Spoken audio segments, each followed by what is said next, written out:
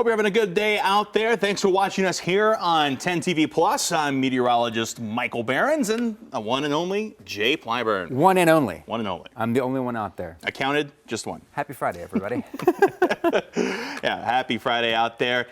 Oh, it's been a weather week out there, hasn't it, Jay? I feel like it's gotten worse. Yeah. The weather. Remind me, correct me if 50s? I'm wrong, it started in the 50s, right? We weren't bad earlier this week. And then it got into the near zero yesterday. It went down. And of course, I'm counting wind chill factor, but it's been super cold, that's for sure. It has been cold out there. I got good news for you. We are at the bottom. From now, it's only going up. Amen. Hallelujah. Bring back the warmth. 50s on the map? 50s on the map. Oh, yes, please. Oh, it's going to be great out there. Not as warm as the 50s today, though. We started off pretty cold. We had cloud cover pushing through, had a little bit of overnight snow, but now that we're working our way deeper into the day, the clouds are going to start to dissipate as we head into the afternoon. Still pretty overcast for the first half of the day, but once the sun comes out, we will warm things up just a little bit. Low temperatures out there this morning were in the teens and the 20s, which is about as cold as it was yesterday. The big factor that's different, there wasn't as much wind. The lack of the wind this morning means that the wind chill temperatures were a bit better. We were feeling like single digits to sub-zero yesterday. Today, this morning, we were still in the teens, but you know, it certainly could be worse. Air temperatures by the midday were already starting to warm up compared to yesterday, about 3 to 5 degrees already ahead of where we were on Thursday. And we're going to continue that pattern through the afternoon and into the evening. Look for temperatures to make their way up toward around the mid-30s by this afternoon, as the sunshine is going to be a factor in that. We do cool back down toward the 20s as we head through tonight, but overall we are on the right foot here in terms of a warming pattern. We get back up to the 40s as we head towards Saturday and Sunday, 50s out there as we get into Monday. Temperatures do start to slide back down some as we head toward the midweek next week, but right now we're looking only to drop back toward average, which is about 42 for this time of the year, so a little cooler, but not a big drop in temperatures as we head toward next week. Looking at the trends out there, past 2 weeks, again, we had that nice little warm bump, but once we got past that into the deeper part of this week, it has been all downhill. In fact, those temperatures the other day, 16 degrees below where we should be for this time of the year. Good news is we're on the mend today, not too much different from average, but we are going to go up and up until we get to that day in the 50s once again next week. After that, kind of settling back into about average for this time of the year.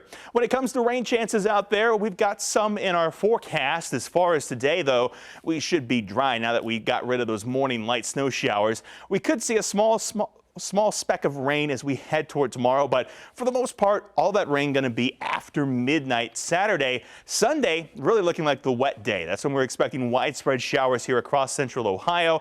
Those shower chances continue into Monday. We could even see some lingering rain Tuesday and beyond next week, but I think those chances deeper in the week do cut down some compared to where we start things. It's really going to be the beginning of the week where we have the best shot at that rain. Looking beyond the 7-day forecast here, temperatures, well, again, like we've been saying, we're expected to settle back into a more normal pattern here across the region, possibly a slightly drier than usual pattern. So again, we're going to get the rainfall when we can because we're still recovering from that drought here across the region. As far as the rest of the afternoon goes, we started with the clouds. We see the breaking of the clouds coming our way. Heading into this afternoon, should see sunshine poke through those clouds from time to time, but we're not going to stay dry for long or stay without the clouds for long either. As we head into tonight, we will see cloud cover start to increase by Saturday morning. And of course, that'll be ahead of our next chance for rain, which will work its way in here as we head Saturday night into Sunday. The big picture here shows that southerly wind pushing in. That's good news because that's warm air. We'll be in the mid to upper 40s as we head through Saturday. We'll repeat those temperatures Sunday, even with the rain pushing through. Heaviest rain looks to be in the morning. We'll see those showers become more scattered by the afternoon. Could see a little break here as we head through Sunday night into early Monday, but then Monday afternoon, we are right back into some pretty widespread rain. But look at the wind pattern, still coming straight from the south. That is warm air. Monday, even with the rain, we are expected to make temperatures into the 50s. This will start to push out as we head, of course, deeper into the week.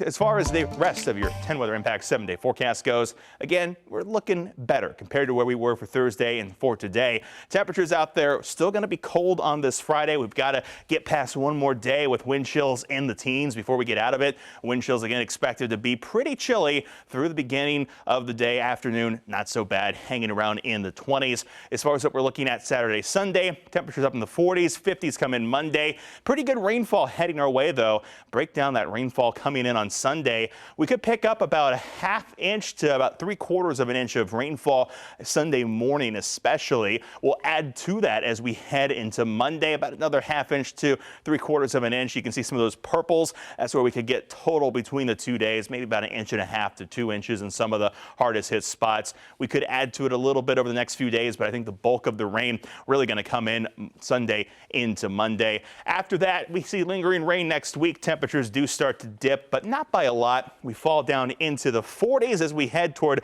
Tuesday, Wednesday, and Thursday into the week. We could be back down into the 30s, but overall, that 39 is pretty close to average for this time of the year. Staircase going up over the next few days and then back down as we get closer to Christmas. Kind of like, we're going up the stairs. We're kind of going down a ramp on the other side. We're not really going hard down, but colder than that 50 on Monday. That's true. That's true. I'm just thrilled that the 40s and 50s are returning to the forecast, to be honest. Yeah, I mean, it's not a guarantee this time of the year. Absolutely not. This is December, almost to the end of the year here. Yeah, but a lot of people are looking forward to that cold weather out there. And in fact, speaking of the cold weather, Mad River Mountain is opening today. There's a view of their website where you look at all that snow that they've got out there today. I mean, it's nice to see it. Break out your winter gear, hit the slopes out there. They're opening 3 o'clock this afternoon. First time in years they've actually had the main hill open for the beginning of the season. So, I mean, there's lots of trails to get out there and enjoy. And in fact, snow trails, they're open too. Total of 7 trails there to hit, I believe. I haven't been out there yet, but I do love to ski. I'll be out there sooner than later. I mean, it's nice to see that, again, they've been able to make the snow so early in the year because, I mean, these warm winters, they really hurt the ski resorts. Yeah, and that crushes their business. So glad for them that it's been colder. I've never been skiing, but I might have to go give it a shot. I'm going to take you. If nothing else, you're rolling down the hill, as we talked about. Good. Someone needs to film it. It'll be good video. Oh, we'll film it. Put a GoPro on your head for the action shot there. Yeah, I mean, I'll do it. I'll do it. Anyways, the slopes, they're not the only thing to do this weekend if you're into the winter weather. Christmas lights, that's something everyone can get out and enjoy regardless of your athletic ability. 10 Weather Impact Chief Meteorologist Jerry Martz has a little bit more on Ohio's Holiday Light Trail. Holiday lights are certainly top of mind this time of the year, and there are a lot more displays around Ohio than you might think. Earlier this week, our Angela Ann and Clay Gordon spoke with Matt McLaren from the Ohio Chamber of Commerce about the abundance of displays around Ohio, including one of the biggest right down I-71. Talk about holidays in Ohio. Yeah, so tell me, how many stops are on this trail and what are some of the unique ones? There are more stops than ever on the Ohio Holiday Lights Trail, 73 this year. Wow. Certainly some big ones. Ohio's the heart of it all. That's definitely true during the holidays. The biggest stop on that Holiday Lights Trail, Winterfest at Kings Island, over 7 million lights. Now, they take the amusement park in this time of year, they turn it into a beautiful holiday park. Wow. The Eiffel Tower becomes a 200-foot Christmas tree lit with the lights. Snowflake Lake is frozen over so that you can go ice skating, and then plenty of carolers, professional performances, a great time. Now, another popular display is right down the road in southwestern Ohio near Yellow Springs. The legendary lights of Clifton Mills has over 4 million lights, highlighting the banks of the river, the mill, and of course the waterfall. And Clifton Mills is ranked among one of the best holiday light displays anywhere in the United States.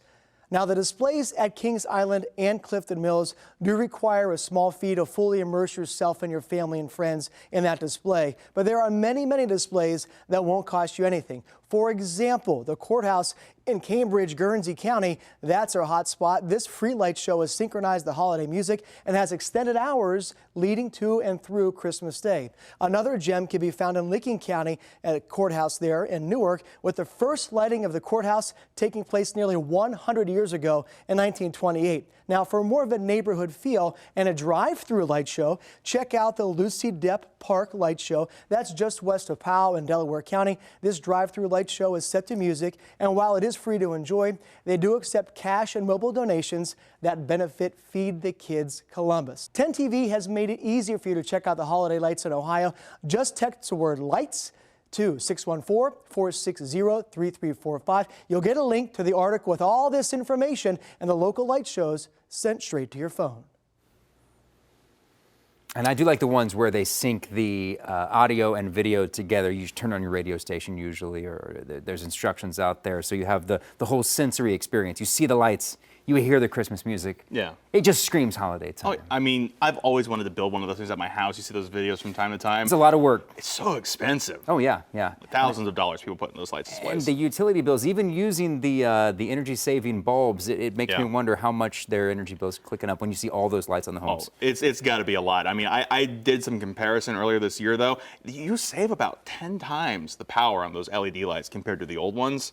So it's better now, but whew, It's tax break, too, if you have enough energy-saving bulbs in your home. Yeah. I don't know about the Christmas bulbs, though. Convert those. Yeah, I don't know about the Christmas bulbs.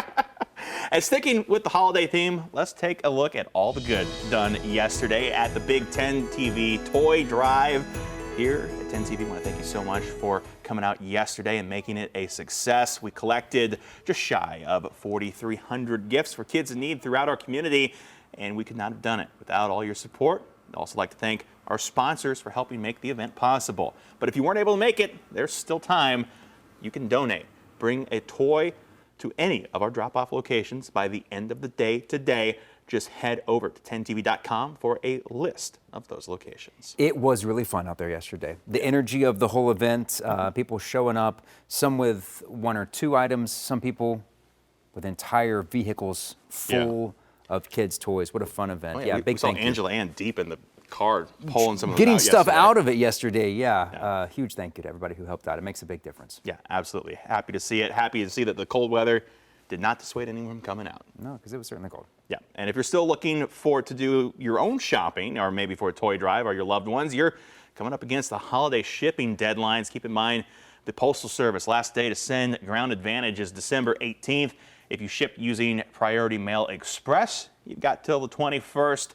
UPS, if you're ground shipping, just check the websites for the dates. You have some extra time. If you're shipping next day air, you can get that in as late as the 23rd. And FedEx, well, today is the last day for FedEx Ground Economy. Keep in mind with some of these options, it'll likely take a few days to get there, but FedEx is offering same day for procrastinators out there. No. 24th. You're pushing it. Don't wait that long. No, don't do it. The longer you wait, it's going to cost you more, too. It's going to get expensive out there. Absolutely. You Yeah. got your shopping done? I have bought a few things, but I am procrastinating hard. Hopefully I don't need the next day FedEx, but I might. Most of the people I'm giving gifts to, I'm giving them in person, so that doesn't even affect me too much. Yeah. But I still have some more shopping to do. I really got to get into the shopping. Well, speaking of things that might cost you more, staying warm this winter, unfortunately, could be one of them. Here's new data from the U.S. Energy Information Administration. You can see natural gas up 3%. Short-term outlook from the previous winter. It's beginning of this month, November to March. The average will cost $613 to heat your home with natural gas. Even more for electricity, over $1,000. And propane, oh, that's up too, 6%, around $1,200. Heating oil, that's the one thing going down, actually. It would cost you $1,350, but that's down 9% compared to last year. Still expensive, but we're looking at the statistics, of course, going into this winter. Here's a look at what you can expect. Natural gas prices are staying low, so we're expecting a very small increase in the cost of for families using natural gas because, again, it's colder, so you're going to need to use more of it. For those using electricity, it's a very different story. Families using electricity are looking at increases anywhere from 8 to 13%. Now, for Ohio, on a larger scale, the average U.S. family does spend at least $2,000 a year on utilities. So take that into account when you're averaging your monthly bill. So basically just take that $2,000 divided by 12 to get kind of an average. And we reached out to the Columbia Gas of Ohio for tips on to save some money this winter. They suggest keeping your furnace maintained, search for rebates to replace old inefficient units, and of course, weather strip and caulk all the cracks, windows, doors, anywhere that cold air wants to get in. Place a sheet of aluminum or aluminum foil between the wall and the radiator to help reflect the heat back in the room, and make sure all the registers are uncovered. That's good advice there. Never heard that about the foil, but that makes sense to bounce Yeah. the heat back into the area. You don't want to heat the wall, heat the outside. No. It's my heat. Stay in my house. And the wall it's not a sentient being. It doesn't care how hot or cold it is. No love for Stuart Little in the wall. He's got to come in the house if he wants to stay warm. Actually, I don't want that either. But. Hope there's no rodents there either. Hopefully not. Oh, while we're talking about winter season, now's a good time to make sure you're staying safe as you decorate and, of course, heat your home. Officials across the country are reminding everyone of potential dangers of Christmas trees and space heaters. Video out of Chicago can show how quickly holiday could be ruined. Officials say you should always keep space heaters at least 3 feet from anything flammable. There's that video from Chicago. Like curtains or bedding, you don't want that near anything that's a space heater. You should also plug those heaters into a wall outlet, not an extension cord, not a power strip. Officials say you can keep your family safe by also picking a tree with fresh needles that don't fall off. You don't want a dry tree next to those heaters either. And a warning from the Ohio Fire Marshal. Make sure your decorations are safe. Marshal Kevin Reardon says make sure your lights are rated for outdoor use. Indoor lights will short out if they're outside. Also, make sure you inspect the cords and bulbs for holiday decorations. Make sure they're in good condition. You don't overload an outlet. Don't use just one wall outlet in the room. Try to take and spread the plugging in of devices to different outlets throughout that particular room in your house, apartment, wherever you're living. Reardon says use surge protectors to prevent electrical fires. There's also another way you can check if your lights are drawing too much power. 2 outlet socket, no more than 2 cords in it. If you feel the cords after they've been plugged in a while, if the cords are warm down near where it's plugged into the wall, you can actually feel the outlet itself. If it feels warm, you're overloading that circuit. And sticking with fire news, a quick update on the fire that is out of control in Malibu. The Franklin fire has pushed away from homes and has entered steep terrain, making the 4,037-acre fire difficult for crews to access. Even though firefighters have made progress, it remains at just 30% containment. More than 2,000 firefighters have battled the flames and have now turned their focus towards structure defense. Since the fire exploded Monday night, 12 structures have been destroyed and another 11 were damaged. And before we go, I want to take a moment to share the wild weather videos coming this week. First, take a listen to this.